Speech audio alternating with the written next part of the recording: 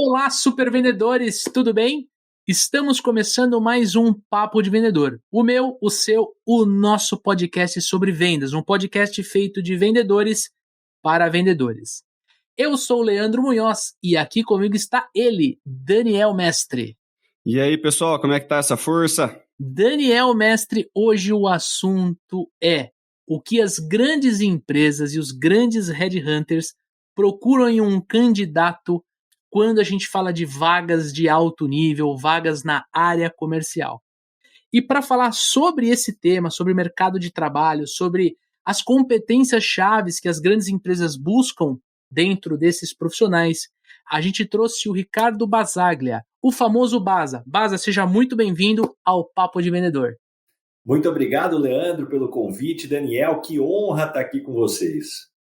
Legal. E assim, para a audiência que ainda não te conhece, por favor, comenta um pouquinho quem que é o Basa, o que você faz no mercado, por que você é considerado um dos maiores headhunters do Brasil. Conta um pouquinho pra gente, cara. Bom, acho que primeiro, Leandro, eu começo sempre dizendo que apesar de hoje eu ser bastante conhecido por falar de carreira e liderança aqui no Brasil, eu sou o exemplo de alguém que não soube planejar carreira, porque eu sou formado em tecnologia, então até meus 20 e poucos anos de idade eu tinha a convicção que eu ia ser um programador, porque eu era extremamente tímido, então meu sonho era trabalhar dentro de um data center falando com o menor número de pessoas. Isso só diz o quanto a gente sabe muito pouco que a gente vai ter da nossa vida, da nossa carreira, quando a gente está no início da carreira e o quanto que vem uma descoberta pela frente. Tanto que eu costumo brincar, se antigamente o plano de carreira era como aquele antigo Garmin de rotas fixas, hoje o planejamento de carreira está muito mais para um Waze, que você vai ouvir um recalculando algumas vezes, hora ou outra vai dar um frio na barriga, mas você vai ser muito mais dinâmico, vai encontrar muitos caminhos. E aí eu trabalhei na área de tecnologia até os 23 anos. Aos 23 anos, eu tive o convite para migrar para a área comercial de uma consultoria de tecnologia. Então, foi minha primeira experiência e, sem dúvida nenhuma, foi transformador, porque eu acabei descobrindo dentro de mim algo que eu não imaginava, que é alguém que gostava de comunicação, que gostava de vender, que gostava de me relacionar com pessoas, mas ainda assim eu sentia que alguma coisa me faltava. E aí, aos 26 anos, eu fui convidado para entrar na Michael Page como consultor de recrutamento. A Michael Page é uma empresa britânica, é a maior empresa de recrutamento de executivos do Brasil e da América Latina. Hoje, com 200 headhunters, a gente entrevista aproximadamente 6 mil executivos por mês.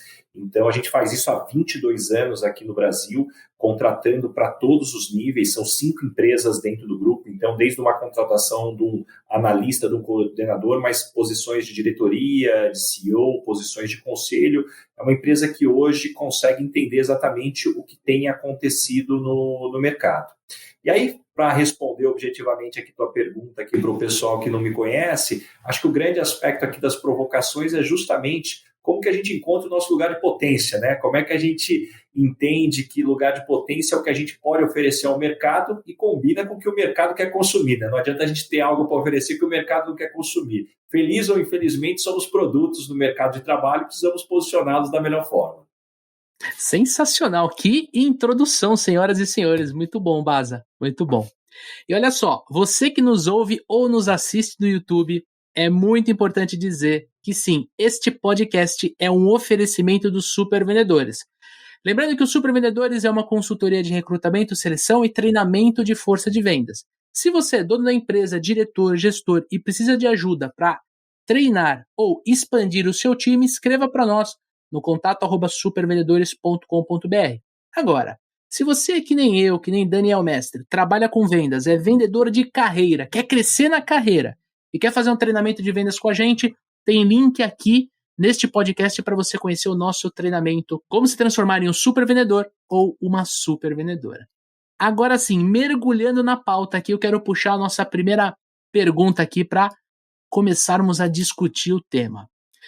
Basa, como headhunter, né, com uma carreira cheia de cases e grandes clientes, o que você percebe, né, qual que é a tua visão como principais competências buscadas por esses grandes players, essas grandes empresas no mercado? O que elas buscam dentro dos profissionais da área comercial, cara? É uma ótima pergunta e tem uma evolução acontecendo. Quando eu entrei na empresa há 15 anos como consultor, certamente as demandas do mercado eram diferentes do que acontecem hoje, mas tem algo que claramente é uma tendência que cada vez mais ganha força, que são as competências comportamentais, ou como o mercado classifica, são as soft skills, ou people skills. Existe uma pesquisa nossa que mostra que 91% dos profissionais são contratados por habilidades técnicas e depois demitidos por questões comportamentais. Ou seja, você contrata a pessoa porque ela tem experiência na área, passou por bons projetos, por boas empresas.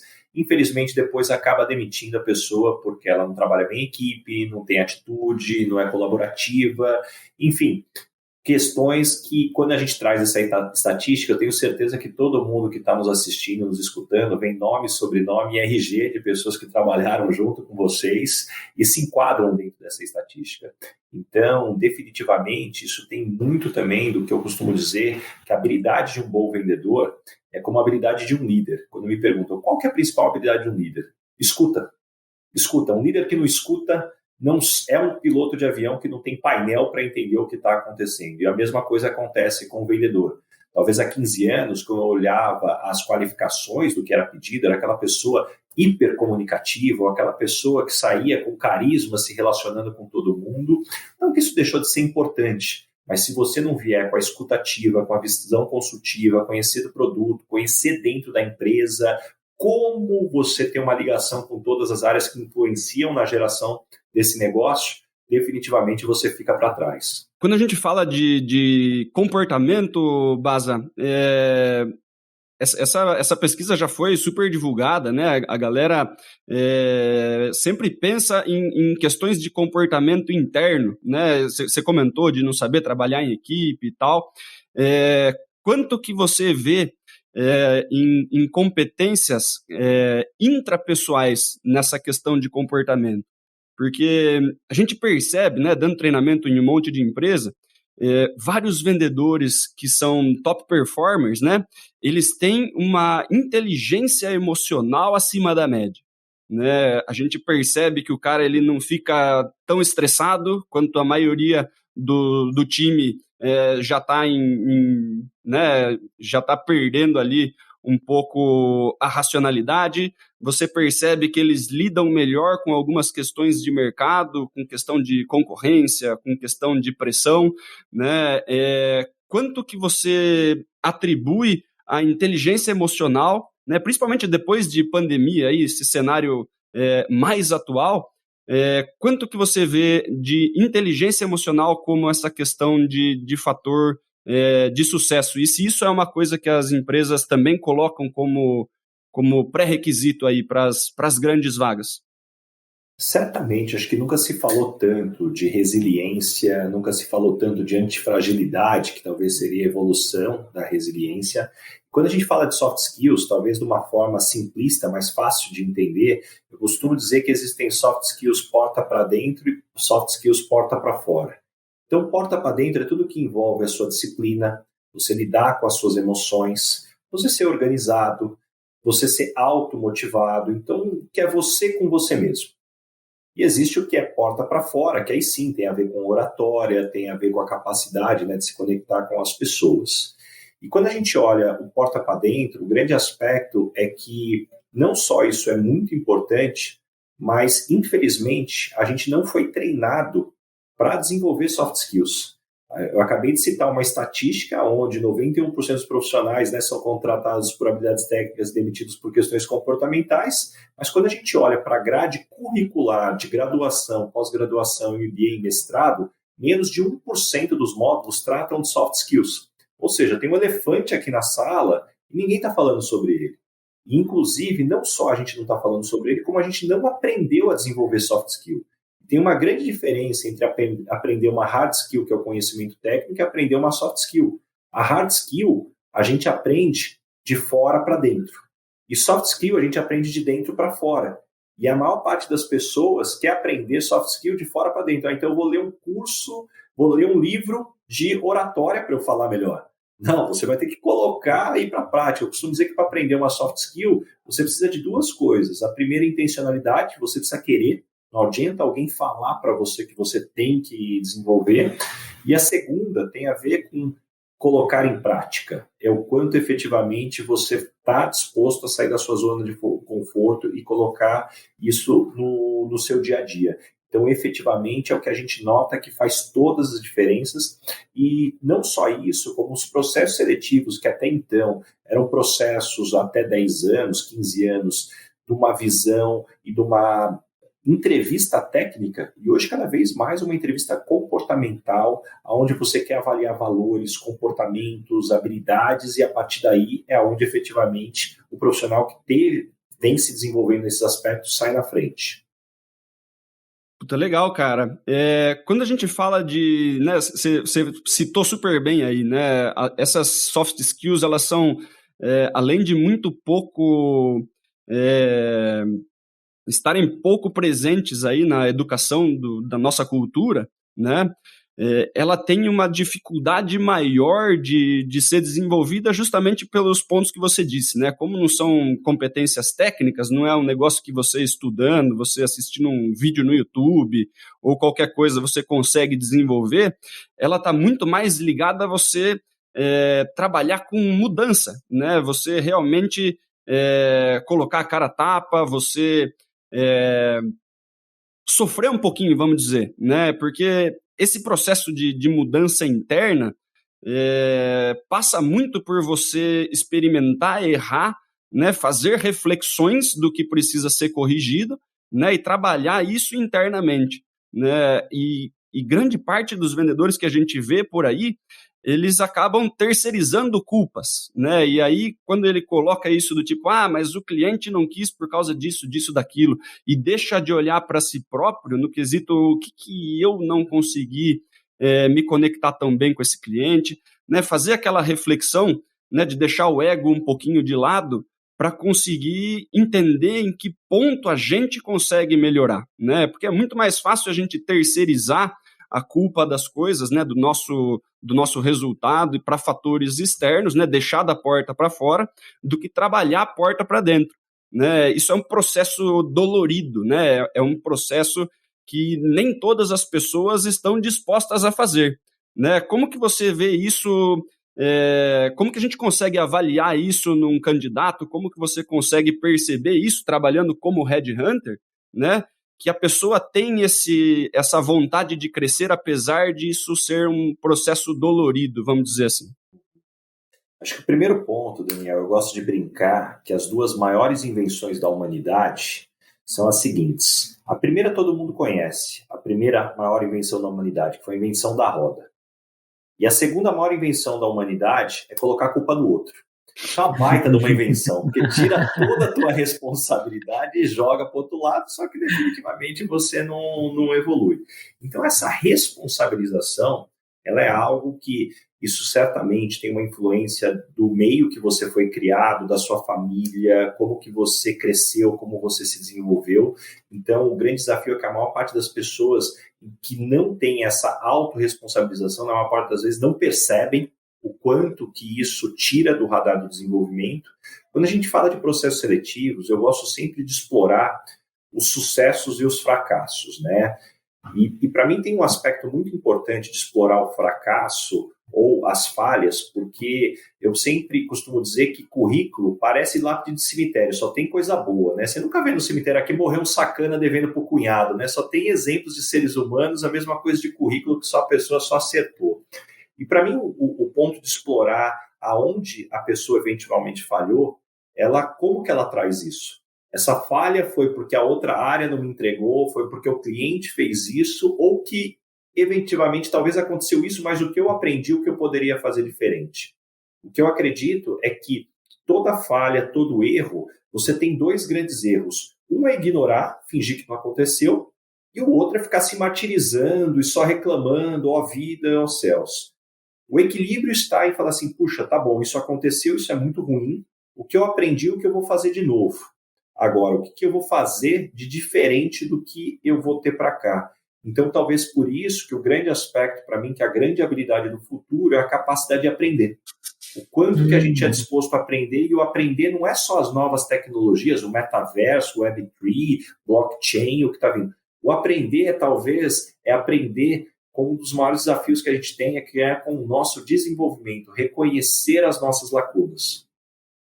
E esse é o grande desafio do ser humano, do profissional, né? Você se reconhecer que você tem algo a melhorar, né? E você passar pela dor de melhorar, porque quase sempre não é um processo gostoso. Você vai ter que estudar, você vai ter que ler, você vai ter que se colocar em experiências imersivas, você vai ter que ralar para você vencer essa dor, esse problema que você tem, que você percebe que te trava num crescimento profissional, num crescimento pessoal, né?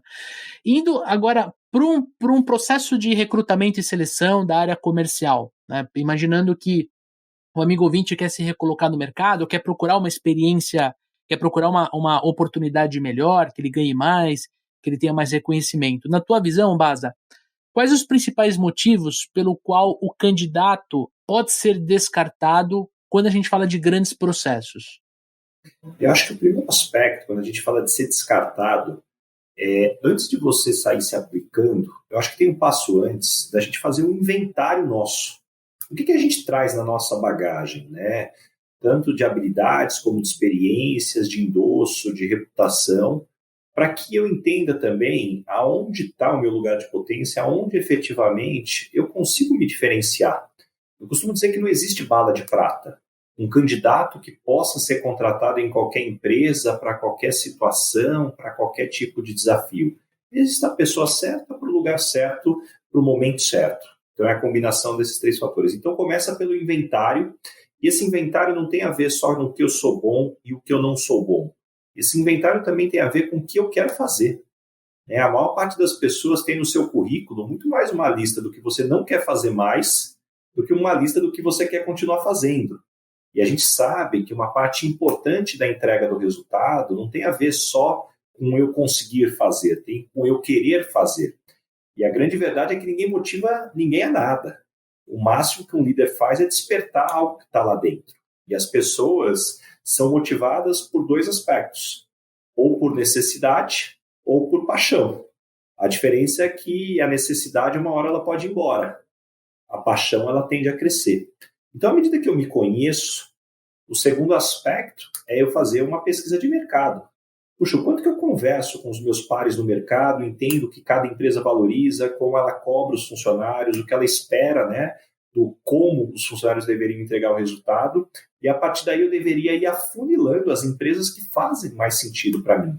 Então eu estou dando essa volta toda para entender, para que as pessoas saibam que muitas vezes o que mais faz as pessoas serem desclassificadas do processo é mandar um currículo achando que esse currículo pode servir para toda e qualquer situação. E talvez a analogia que eu faço aqui de entrevista com a área de vendas, da mesma forma como a gente não gosta daquele vendedor que chega para a gente, nem pergunta o nosso problema, só sai abrindo o portfólio, vendendo, falando tudo que ele tem de produto e serviço, a maior parte das pessoas numa entrevista, ela não quer entender o que a empresa precisa, quais são as necessidades. Ela quer sair falando tudo que ela fez, tudo que ela conquistou. É um vendedor abrindo o portfólio e, se ele der sorte, o entrevistador ou a entrevistadora vai achar que aquilo faz sentido. Você está terceirizando a responsabilidade do match por outro lado, quando, na verdade, falando de responsabilização, quanto mais você conhece o que a empresa precisa e o que você pode entregar, você puxa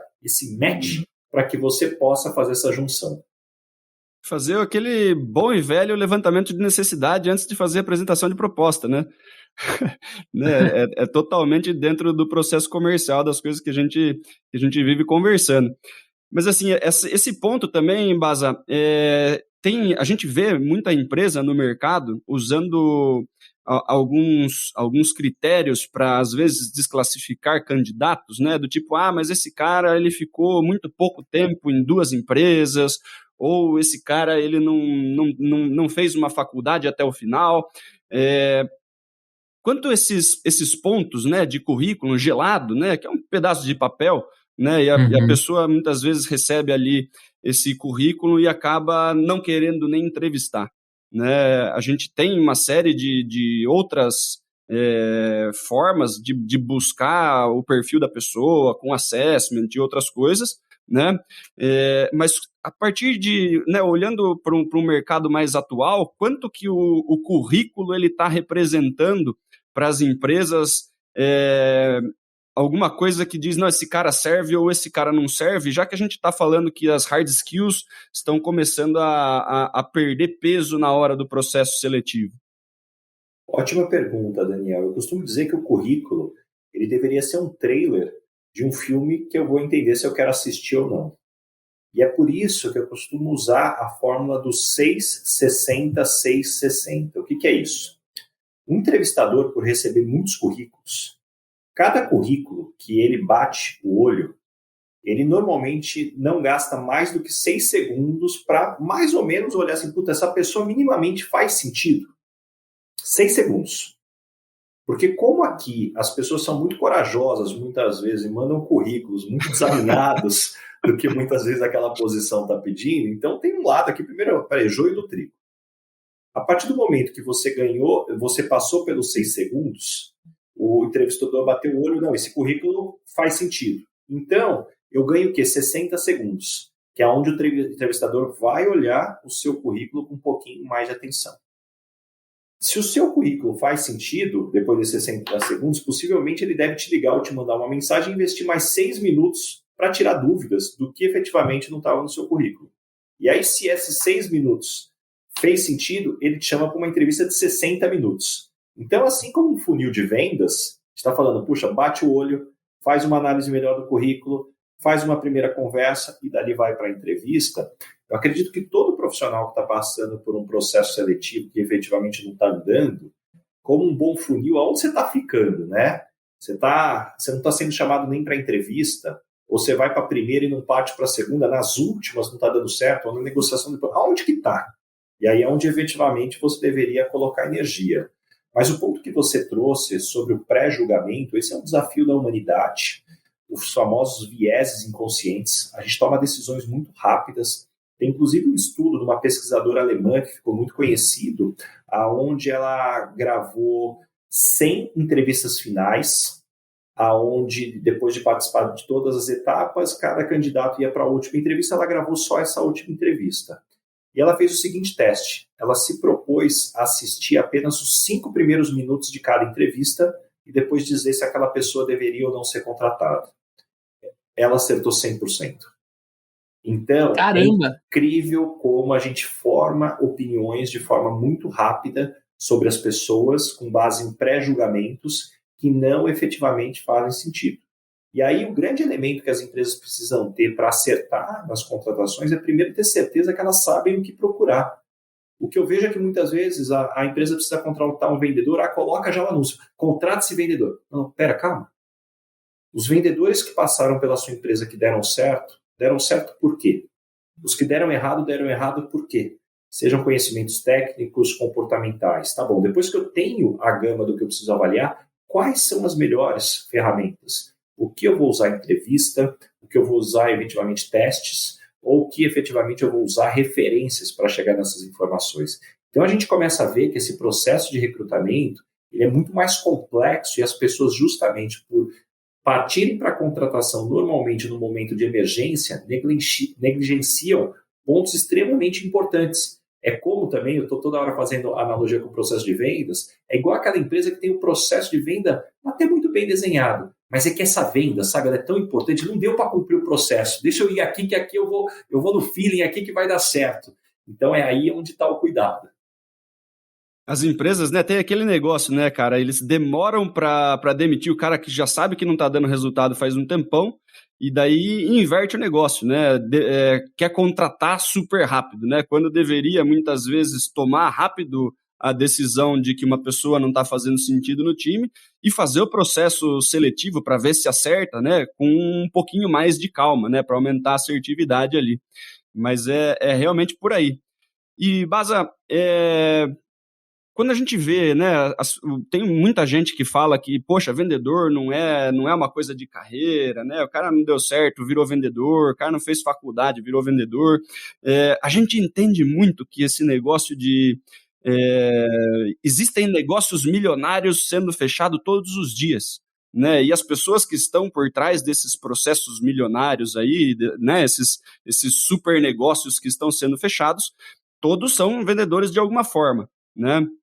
Quando a gente olha para grandes empresas, quando a gente olha para esse high stakes do mercado, o que esse pessoal da mais alta categoria, eu sei que muitas vezes o cargo desse cara não é vendedor, né, ele já é diretor comercial, ou ele é o proprietário da empresa, enfim, ele é empreendedor, mas o que você que trabalha tão diretamente com essas pessoas de cargos mais altos em empresas grandes, multinacionais e tal, o que você vê de características comuns entre esses grandes vendedores, né? Esse pessoal que realmente fecha negócios muito grandes, ganha um bom dinheiro, para a gente ajudar o nosso amigo ouvinte, né? Que começou a carreira de vendedor e ele quer continuar sendo vendedor, mas ele quer jogar na Champions League, né? O cara quer fechar negociação, quer ganhar dinheiro e entende que existe um movimento de carreira, né? Ele vai chegar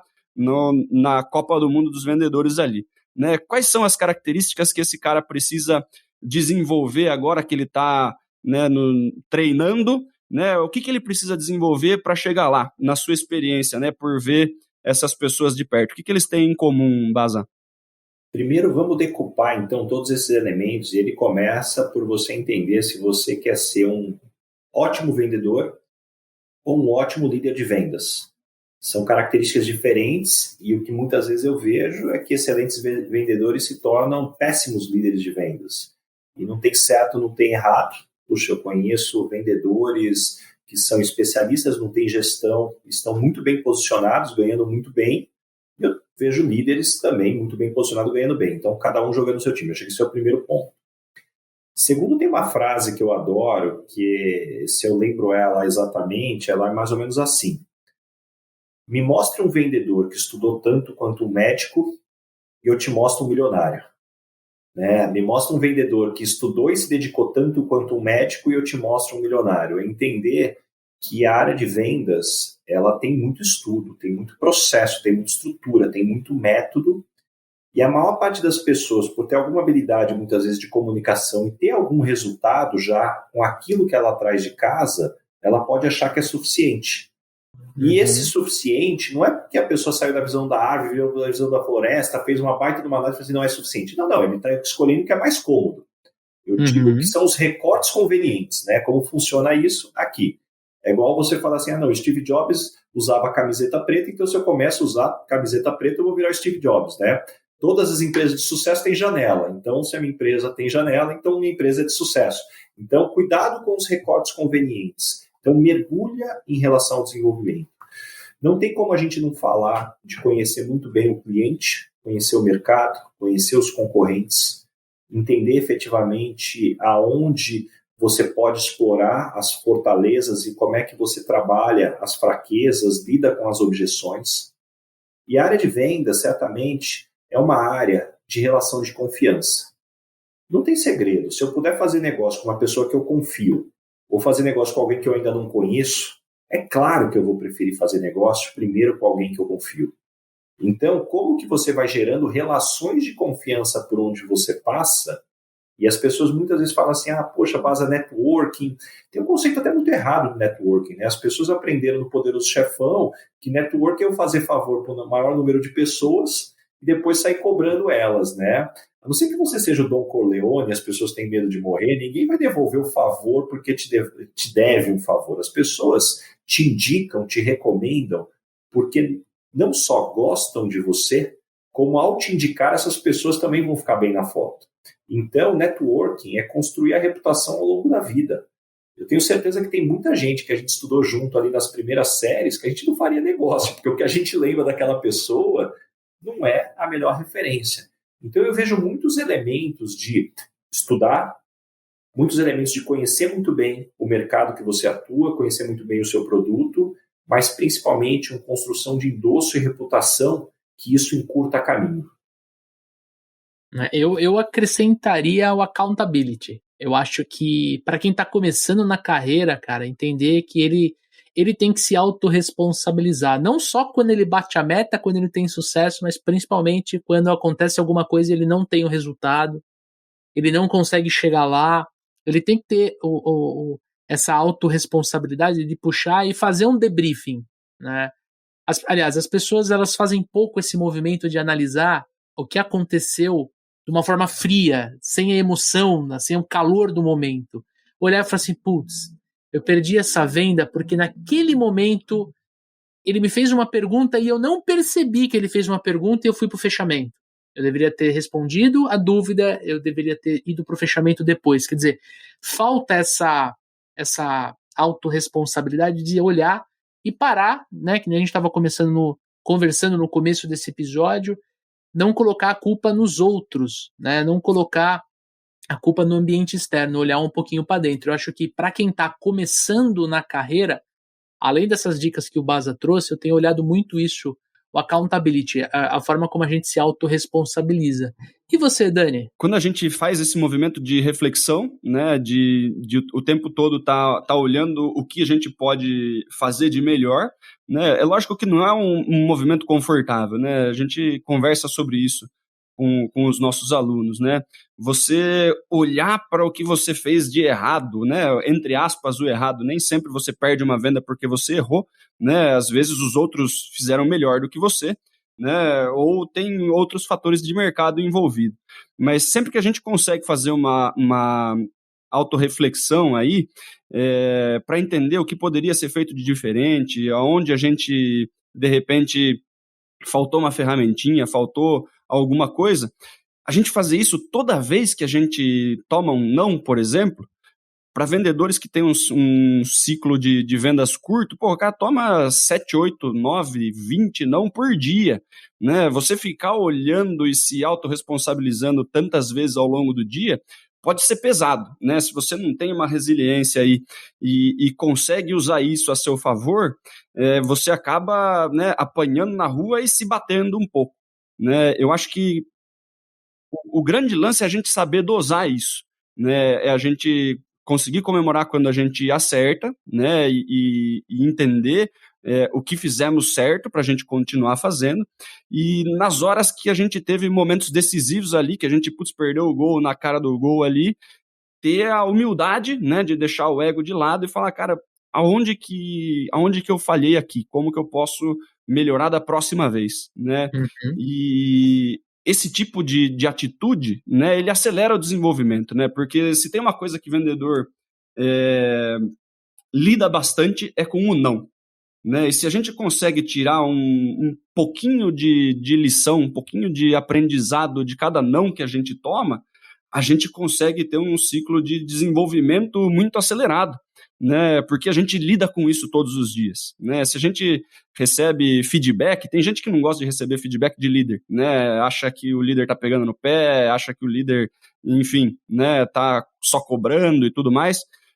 Cara, se você consegue usar, toda vez que você recebe um feedback, você considera isso um presente, toda vez que você recebe um não, você tenta buscar alguma coisa onde você poderia melhorar, você tem muita bagagem, né? Você tem muito material para se desenvolver, né? É lógico que isso é uma coisa que pesa, não é confortável fazer isso todos os dias, né? Principalmente se você lida com muita rejeição todos os dias, mas sem dúvida esse é um caminho de um aprendizado contínuo, né? Existe também o ponto, né? Aí eu queria a opinião do Baza também, da escolha dos mentores, né? A gente se aproximar de pessoas que chegaram lá, tá dentro da questão de networking, mas às vezes nem tanto, né? Porque o mentor seu nem sempre vai ser uma pessoa que você vai ter na sua roda de amigos ali, mas o quanto a gente consegue encontrar uma pessoa para se espelhar, Baza, muitas vezes a gente consegue encontrar uma pessoa para modelar, mas a gente não tem acesso a essa pessoa, a gente não consegue tirar dúvida com essa pessoa, a gente não consegue usar essa pessoa de uma forma próxima para a gente se desenvolver, né? Quais são as estratégias, Baza, para o pessoal que está nos ouvindo aí, na escolha do mentor, né? Pode ser uma pessoa de dentro da empresa, pode ser uma pessoa de mercado. Como que você vê isso? Tem muita gente vendendo essa coisa de mentoria na internet, né? Mas eu acredito que esse processo de mentoria nem sempre é uma coisa paga, né? Eu tive alguns mentores na minha vida que me aceleraram aí a minha carreira, super legal, né? E assim, é um processo que acontece meio que naturalmente, né? Mas a gente tem que escolher muito bem as pessoas que a gente dá ouvido no começo da carreira. Daniel, acho que o primeiro ponto que eu não queria deixar passar, você falou sobre o feedback. Eu vejo muitas pessoas que são reativas a feedback. O que eu costumo dizer é o seguinte: você quer ser reativo a feedback? Tudo bem. Depois, quando você quiser se desenvolver, vai gastar dinheiro com coach, com terapeuta, com psicólogo, tá esfregando na tua cara o feedback do que você pode se desenvolver com exemplo na hora quente. Depois você vai ter que passar por um processo talvez mais longo para resgatar justamente esses exemplos. Então, acho que assim, não perca a oportunidade do bom feedback. Eu concordo que o feedback é um presente. Aliás, eu costumo dizer que feedback é alguém que se importa com você. Então, se você tem em casa um marido ou uma esposa que toda hora reclama com você de alguma coisa que você não faz da forma certa, porque a pessoa se importa. O problema é quando ela para de dar feedback, porque às vezes a pessoa desistiu, né? Aí tem que se preocupar. Isso vale tanto para a empresa quanto em casa, no casamento também. Mas voltando sobre os mentores, para mim tem um aspecto que muitas vezes a gente acredita que esse processo de mentoria ou de mentores é algo extremamente formal. Aí eu preciso fazer um convite para alguém, eu quero que você seja o meu mentor, vamos fazer uma sessão. E a maior parte dos mentores que eu tive foram mentores muito informais, que a relação foi sendo construída. Eu acho muito complexo alguém chegar e me convidar, por exemplo, para ser um mentor, eu nem conheço às vezes direito a pessoa, não sei até se eu posso agregar ela, então calma, cuidado. Eu acho que a mentoria vai sendo dosada. Primeiro, então, não precisa ser um processo formal, ele começa informal, aonde você efetivamente pode começar com dúvidas mais simples que a pessoa te ajuda, e aí, a partir daí, você vai conquistando uma relação de confiança e você vai se aprofundando nos temas. Tem uma coisa que as pessoas erram também em não calcular bem a distância. A maior parte das pessoas gostaria de ter como mentor o Abílio Diniz, o Jorge Paulo Lemann. Claro que são caras super inspiradores, mas será que porque você precisa se desenvolver agora, ele é a melhor pessoa para te dar isso? Às vezes a gente fica querendo acumular conhecimento para lá na frente, assim, eu sempre costumo dizer, até quando eu falo fazer, vou fazer um treinamento. Peraí, antes de você escolher o treinamento, quais são os seus gargalos? O que faz com que hoje você não cresça? Busca o que resolve os gargalos aqui, não sai tentando estocar conhecimento que um dia você precisa fazer. Agora, uma coisa é fato. A maior parte das pessoas de sucesso gosta de ajudar outras pessoas a crescerem. O desafio dessas pessoas é tempo. Agora, o que você tem que despertar é o interesse dessa pessoa. O que você pergunta a ela, ela te dá uma dica. Como é que amanhã depois você só manda um WhatsApp, eu mando uma mensagem, um e-mail falando assim, obrigado por essa dica, eu implementei assim, assim, assim, deu esse retorno. Agora eu estou na dúvida de fazer assim ou assim, o que você acha? De novo, vai puxando o fio dessa conversa e dessa relação. Então, eu acredito que as pessoas podem fazer isso de forma mais leve, e também eu tenho muito cuidado quando eu ouço, qual que é o mentor que eu admiro? Puxa, à medida que você cresce, é difícil ter alguém que você admira sobre todos os prismas. O importante é o que você precisa se desenvolver, o que a gente falou do teu gargalo atual, e a hora que você faz esse recorte, quem é referência para você? Talvez essa pessoa, você não goste do estilo dela em outros aspectos, mas naquele recorte é exatamente o que você precisa. E a partir daí, você consegue efetivamente ir mapeando o que são as prioridades que você se desenvolve e vai matando elas. E talvez a principal reflexão que a gente pode deixar para quem está nos assistindo, nos escutando, é quando você olha para a sua versão de 2, 3 anos atrás, do que você se envergonha? Ou do que talvez você não quer mais fazer igual? Se envergonhar talvez seja a palavra forte. Porque se você olha para você mesmo há 5 anos e vê uma versão perfeita, que você fala assim, não, é isso aí mesmo, eu continuo igual, sinal de alerta. Isso vai desde corte de cabelo, a roupa que você vestia, que você olha lá e fala, nossa, eu me vestia assim, eu cortava o cabelo dessa forma, mas principalmente, puxa, eu tinha essa atitude com as pessoas, o meu nível de paciência era esse. Peraí, o que você está evoluindo? É uma reflexão também que pode ajudar a gente dimensionar o quanto a gente tem se desenvolvido. Sensacional, Baza. E olha só, antes da gente avançar aqui para o final do nosso programa, quero fazer uma pergunta para você que está nos ouvindo ou nos assistindo no YouTube. E aí, tá gostando desse podcast? Tenho certeza que sim. E eu quero pedir 2 favores para você. Primeiro, para você indicar este episódio para 3 amigos. Exato. Escolhe 3 amigos que trabalham na área comercial e que podem se beneficiar desse conteúdo que você está ouvindo e compartilha com ele. Tem um botãozinho aqui de WhatsApp, você compartilha e a pessoa recebe. Eu tenho certeza que esta pessoa vai ser muito grata por enviar um conteúdo de qualidade. E a segunda, eu quero te pedir uma gentileza. Agora no Spotify você consegue classificar o nosso episódio. Então você está escutando pelo nosso... Se você estiver escutando pelo Spotify, aproveita para clicar no nosso logo ali no Papo de Vendedor. Você vai acessar a Home e vai estar ali 5 estrelinhas para você poder dar nota. Dani, que nota que ele deve dar? Acredito que 5 estrelas. O que você acha, Leandrão? 5 estrelas, com certeza. Isso ajuda a gente a levar o nosso programa para mais pessoas que estão interessadas em crescer na área comercial em si. Não só crescer, mas prosperar na vida como um todo. A última pergunta aí que a gente tinha planejado, para quem começou na área comercial, está pensando em novos ares aí, está pensando em outros tipos de carreira, em quais outras posições dentro das empresas as competências da área comercial são valorizadas, como oratória, persuasão, você conseguir lidar com conflitos, com pessoas e tal, em que outras áreas essa pessoa que teve experiências na área comercial, ele sai na frente dos outros, né? Ele é valorizado por ter uma experiência na área comercial. Bom, acho que primeiro é que poucas as posições que a gente contrata hoje que não valorizam o que a gente acabou de descrever. No mundo cada vez mais de colaboração, cooperação, influência, eu acho que a habilidade de vendas que a gente coloca aqui, escuta, uma boa comunicação, construir relações de confiança, ela é fundamental para todas as áreas e ela é essencial para quem quer crescer e se tornar um líder. Eu acho que todo líder é uma pessoa que vai se comunicar bem, deveria escutar, então definitivamente eu recomendo para quem não quer construir uma carreira na área de vendas, mas se tiver a oportunidade de passar um tempo por vendas, certamente vai levar muito valor disso. Beleza, legal, cara. Baza, para o amigo ouvinte que gostaria de saber mais sobre você, que quer te seguir, quer conhecer mais sobre o seu conteúdo, quer deixar aí seus contatos, seu podcast, quer falar um pouquinho sobre as suas redes, fica à vontade aí.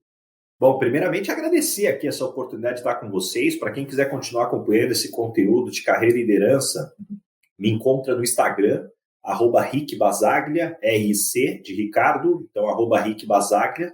Eu tenho meu podcast Lugar de Potência, onde eu entrevisto CEOs, executivos, esportistas para identificar como essas pessoas chegaram, quais são as lições, o que elas gostariam de ter escutado quando estavam construindo as suas carreiras. E principalmente, indicar o meu livro que está saindo agora nas bancas já. Então, você encontra o livro Lugar de Potência, onde esse livro ele tem 4 grandes partes. A primeira parte é sobre autoconhecimento, como você se conhece para potencializar o seu lugar no mercado. Segundo, como é que você cresce aonde você está. Então, como é que você trabalha para ser promovido, criar boas relações, para conseguir um aumento. Terceira parte do livro, se você está buscando um novo emprego, então, assim, como você se posiciona, como você participa de entrevistas, como você faz currículo. E a quarta parte, falando sobre liderança, como ser um bom líder. Então, um livro de mais de 400 páginas aí, onde eu exploro toda a minha experiência de 15 anos como headhunter, onde eu estimo ter falado com mais de 10 mil pessoas e compilar esse conhecimento nesse livro. Sensacional. Vamos fazer o seguinte, Baza. O amigo ouvinte que nos acompanha sabe que agora a gente sorteia um livro. Na verdade, não é um sorteio. O Daniel Mestre ele entra no perfil e ele escolhe o melhor comentário deste episódio aqui. Então vamos fazer o seguinte, Baza. Vamos colocar o seu livro como presente para a audiência? O que você acha da ideia? Fantástico, vai ser um prazer. Legal. Então, o que o amigo ouvinte que quer concorrer a esse livro tem que fazer? Esse episódio ele sai de segunda-feira às 7 horas da manhã. Então, quem escutar o episódio, vai ter ali uma semana, 5 dias ali mais ou menos, para escutar o episódio, tem que procurar o post deste podcast aqui, lá no nosso Instagram, no @supervendedores, e você vai deixar um comentário sobre esse episódio. Escreve pra gente o que você mais gostou, o que mais te impactou, qual foi o insight que você teve. Porque, gente, o podcast é uma via de mão única. Tô eu, o Dani e o Baza conversando aqui, só que a gente não consegue conversar com você que está do outro lado. Como é que você faz para conversar com a gente? Você fala com a gente pelo Instagram. Vai lá no @supervendedores, vai no do Baza, vai no do Daniel e conversa com a gente. Só que para você ganhar esse livro, você vai fazer o melhor. Você vai lá no post deste episódio, vai deixar um comentário e vai marcar 3 amigos que podem se beneficiar com esse conteúdo aqui. Aí o Dani entra lá no final de semana para escolher o melhor comentário e quem ganhar vai ganhar o livro do Baza. Combinado, pessoal? Fantástico! É isso aí. Show de bola. Dani, vamos para o encerramento? Pessoal, aproveitando então, né, falamos sobre feedback, falamos sobre um monte de coisa, manda o seu feedback para a gente, manda a sua sugestão de pauta, sugestão de convidado, manda para a gente aí críticas, sugestões, xingamentos, manda lá no @supervendedores, que a gente usa todo o material que vocês mandam para a gente, para o episódio de Clínica de Vendas, que tem as dúvidas da galera, a gente responde todo final de mês, 4, 5 perguntas aí a respeito de vendas, a gente faz no Clínica de Vendas, e o resto das sugestões a gente vai colocando aí na programação dos próximos episódios. Maravilha, pessoal? Exatamente, Dani, até porque semana que vem tem Clínica de Vendas entrando no ar, então se você tem uma dúvida, um problema, uma dificuldade, um desafio na área comercial, vai lá, @supervendedores, manda pra gente no inbox, coloca a empresa que você trabalha, o mercado, seu nome, seu cargo e, escreve pra gente a sua dúvida, que a gente tá aqui pra fazer um programa pra vocês, pra nossa audiência. E agora você já sabe, Papo de Vendedor é semanal, então daqui 7 dias, segunda-feira que vem, nos vemos novamente. Combinado? Forte abraço, boas vendas e sucesso!